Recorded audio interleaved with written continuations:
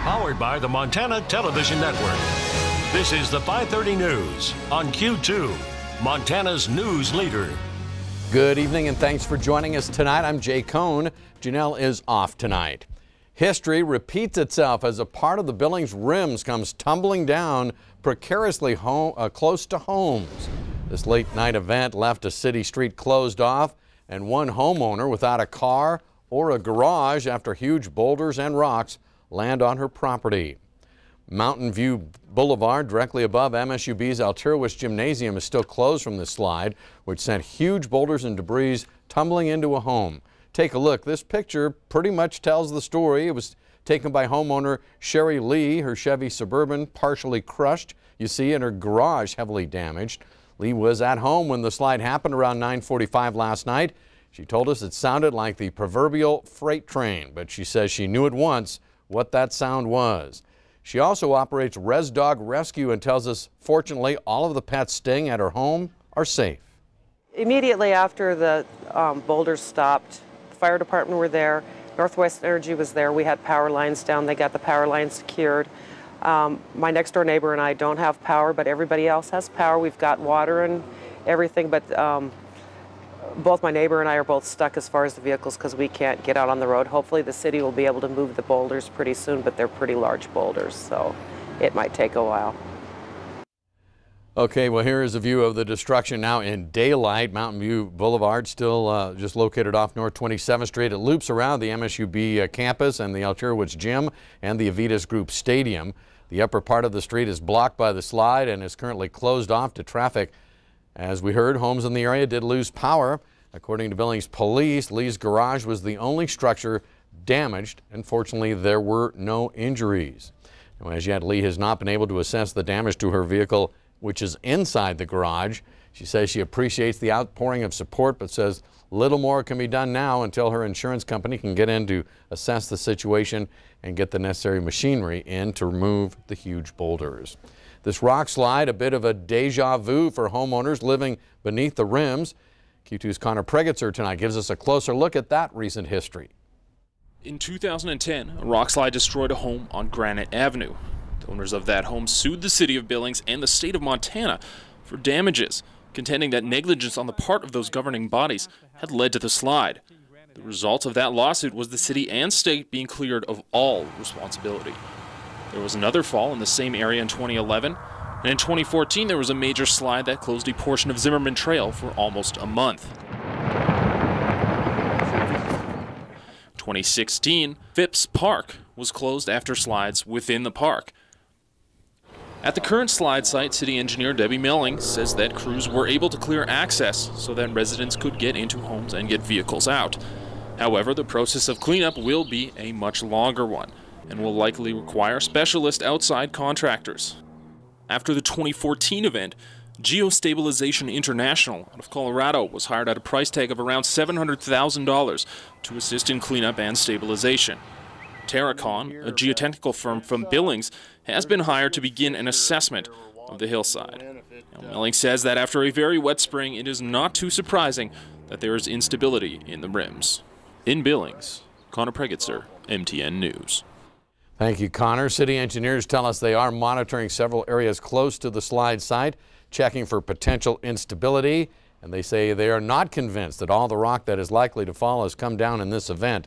Citizens again are asked to please avoid that area. U.S. Interior Secretary Ryan Zinke here in Billings today to announce that Montana is getting close to $40 million in PILT funds. The federal government should be a partner. It should be a good neighbor. But we should have a trusting relationship that together better decisions are made when the local community's voice is heard. Now, the PILT funds will be divided up among 55 of Montana's counties. PILT stands for Payment in Lieu of Taxes. Local government's able to use that money to offset costs for essential services such as road maintenance and public land access. Nearly 30% of Montana, in fact, is made up of PILT-entitled federal lands. The money helps offset losses in property taxes due to non-taxable federal lands.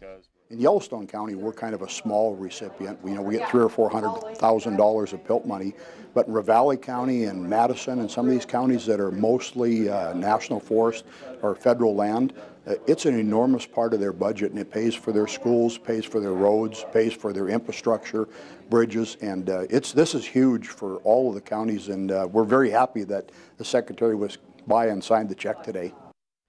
And this year, the PILT program is doling out $530 million to the states. That, by the way, is a new record amount. Ryan Zinke was confirmed as Interior Secretary in March of 2017. He's the first Montanan to occupy a cabinet position. His agency controls 1/5 of the nation's land mass and has over 70,000 employees. The Secretary joined us in studio today to discuss a variety of issues, including the management of our national parks and about being a cabinet member 8th in line to the presidency.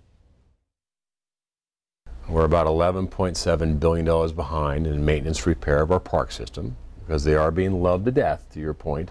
300 million visitors through our park system last year, and the numbers are going to grow. We need to catch up our infrastructure, and the President's budget is the largest investment in the history of this country on our parks, our wildlife refuges, and Indian education.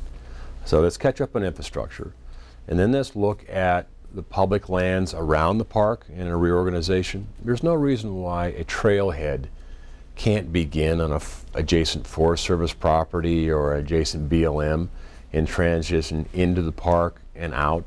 There's no reason why we can't use our public lands more effectively by making sure the trail systems connect. We can do a lot better.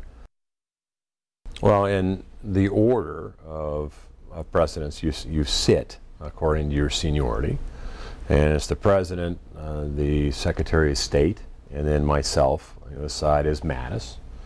I fought with Mattis in Fallujah.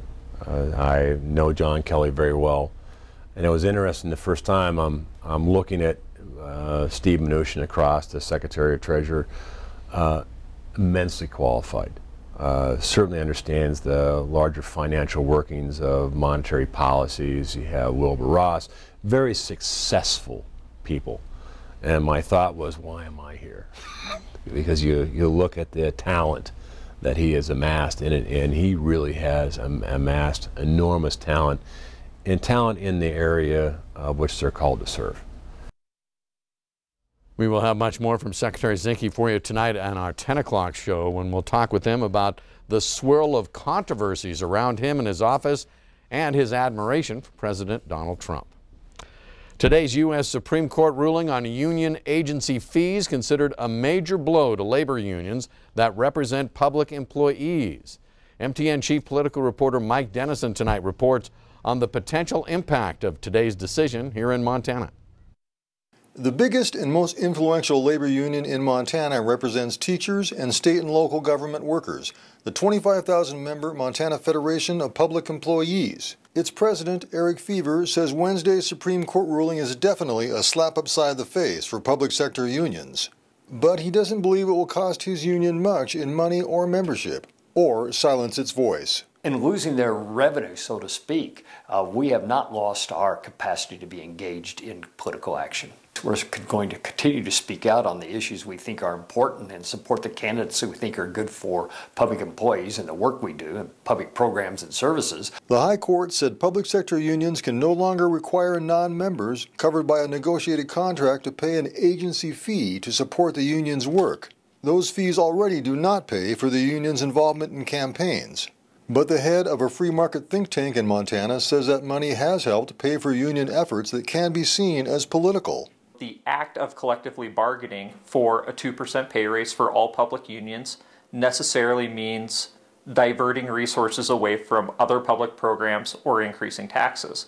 And that's a highly political decision. Meade says Wednesday's ruling gives public employees the right not to pay to support union actions they oppose. Of course, all of those employees are still free to join the union. It's only for those workers that don't want to subsidize that speech with their paycheck. Fever says only about 2,000 public sector workers pay agency fees to his union. We are not out of business because we have lost this revenue stream. Oddly enough, Fever and Meade agree on one point.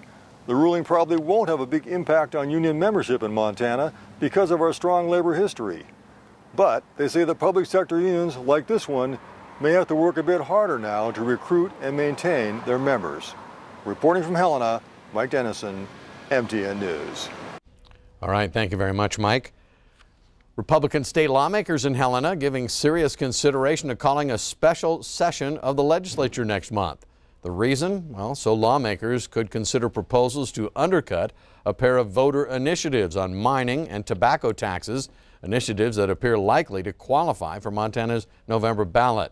Now, if Republicans can agree, they intend to place a pair of competing referenda on the ballot in November or in a special election perhaps next January.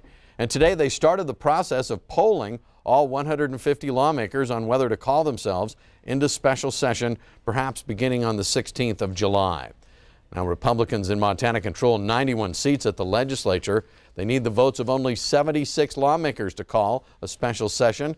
It's not likely, though, that they'll get any help from Democrats. Democratic Governor Steve Bullock's office denounced their idea today as absurd. Republicans hope to take aim at Initiative 186, which would tighten regulations on hard rock mining, and also Initiative 185, which would hike tobacco taxes to extend Medicaid coverage for low-income, able-bodied adults. That poll of lawmakers would be conducted over the next week.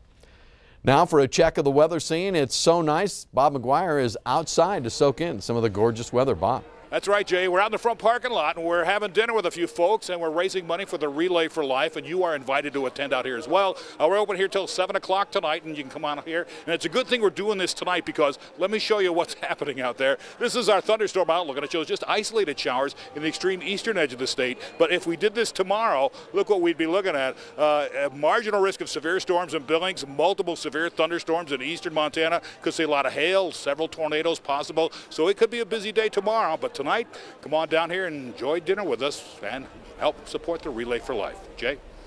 All right, thank you very much, Bob. Still ahead on tonight's 5:30 news. If you're looking for dinner tonight and a way to help out the community, well, we invite you down to the Q2 parking lot for tonight's Relay for Life barbecue. More on that coming up. And in sports, Scott shows us why a brother-sister tandem will be rooting hard against each other at tonight's Mustang game. You're watching MTN News with Jay Kohn and Janelle Slade. Storm Tracker weather with Bob McGuire and sports with Scott Green. This is the 5